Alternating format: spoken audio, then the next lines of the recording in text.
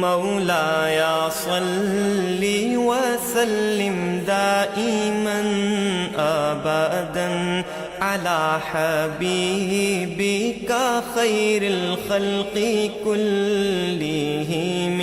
سامعین کرام، آج کی نشست کا جو موضوع ہے وہ کیا ہے؟ کلمہ طیبہ کا مطلب اور اس کی اہمیت۔ سامعین کرام، یہ کلمہ جو ہے کلمہ طیبہ بھی کہلاتا ہے اور کلمہ توحید بھی کہلاتا ہے۔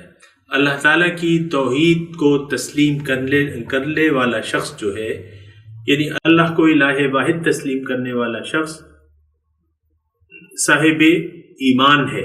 یعنی اگر دل و جان سے کوئی یہ کہہ دے، یہ کلمہ پڑھ لے کہ لا الہ الا اللہ محمد رسول اللہ، وہ مسلمان بھی ہے اور مومن بھی ہے۔ یعنی اگر یہ ایمان اس کے دل میں ہے تو وہ مومن ہے۔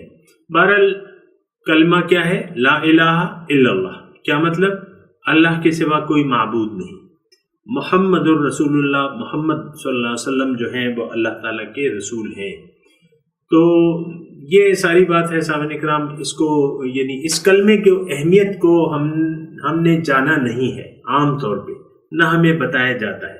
دیکھیں، اس کلمے کا پہلا جز جو ہے وہ آپ نے غیر اللہ کی نفی کرنی ہے، یعنی جو اللہ کے ماں سوا ہیں ان کی آپ نے قولاً اور عملاً نفی کرنی ہے۔ اگر آپ کا مقصود اللہ کی ذات ہے اور آپ اللہ کی جنت میں پہنچنا چاہتے ہیں تو آپ کو دل و جان سے یہ کلمہ پڑھنا ہوگا۔ اس کلمے کا جو پہلا حصہ ہے کہ لا الہ الا اللہ، اللہ کے سوا کوئی معبود نہیں۔ معبود کا مطلب جان لیجئے، معبود وہ ہستی جس کا بلا چون و چرا آپ کہنا مانے وہ آپ کا معبود ہے۔ دوبارہ میں کہہ رہا ہوں، جس ہستی کا آپ بلا چون و چرا کہنا مانے وہ آپ کا معبود ہے۔ اللہ تعالیٰ کی صفت یہ ہے کہ اللہ ہی معبود ہے، یعنی کسی اور کے سامنے اگر آپ نے سر جھکا دیا یا بات مان لی تو اللہ تعالیٰ سے آپ نے شرک صفاتی کے مرتکب ہو گئے، یعنی آپ نے اللہ کے سوا اوروں کو بھی آپ نے معبود تسلیم کر لیا۔ میں اور آپ جس ماحول میں رہ رہے سامعین کرام، وہ ماحول ایسا ہے کہ ہم یعنی عملی طور پہ شرک میں مبتلا ہے، شرک صفاتی میں مبتلا ہے، کیونکہ ہماری تمام زندگی جو ہے وہ غیر اللہ کی اطاعت میں صرف ہوتی ہے۔ نفس ہمارا معبود ہے، بلکہ معبود واحد ہے۔ جو ہم دین کا طریقہ، جس دین کے ہم دعوے دار ہیں، یہ دین ہمارا روایتی ہے اور آباء و اجداد کی طرف سے جو ہمیں ملا ہے وہی ہمارا دین ہے، روایتی ہے اور پیدائشی مسلمان ہیں۔ ہم نے نہ اسلام کو سمجھا ہے، نہ اس کے معنی پر غور کیا ہے، نہ اللہ تعالیٰ کی الوہیت کے ہم قائل ہیں۔ بنیادی بات یہ ہے کہ ہم اللہ تعالیٰ کی الوہیت کے قائل نہیں ہیں۔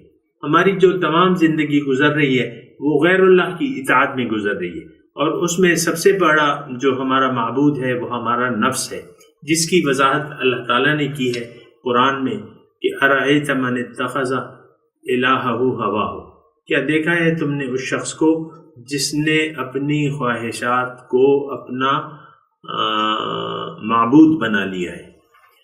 تو عام طور پہ سامعین کرام، ہم ایسے ماحول میں رہ رہے ہیں کہ ان میں سے اکثریت لوگوں کی اپنے نفس کی خواہشات کے مطابق زندگی گزار رہی ہے۔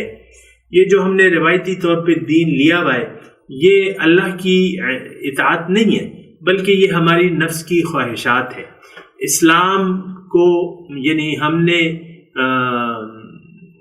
اسلام کا جو حکم ہمیں پسند آتا ہے، ہمارے نفس کو پسند آتا ہے، تو وہ ہم لیتے ہیں۔ جو اللہ کا حکم ہمیں پسند نہیں آتا اس کو ہم نظر انداز کر دیتے ہیں۔ تو بہرحال یہ ساری باتیں ہیں اور اس پہ ذرا خوب غور اور فکر کرنا چاہیے۔ وما علینا الا البلاغ۔ مولاي صل وسلم دائما ابدا على حبيبك خير الخلق كلهم۔